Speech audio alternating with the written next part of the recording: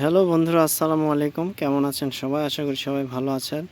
তো আপনারা জানতে চেয়েছেন যে ছবি পোস্ট করলে কিভাবে ইনকাম পাওয়া যায় বা সেই ইনকামটা কোথা থেকে দেখা যায় এবং কোথায় জড়ো হয়, আপনাদেরকে সেটাই দেখাবো।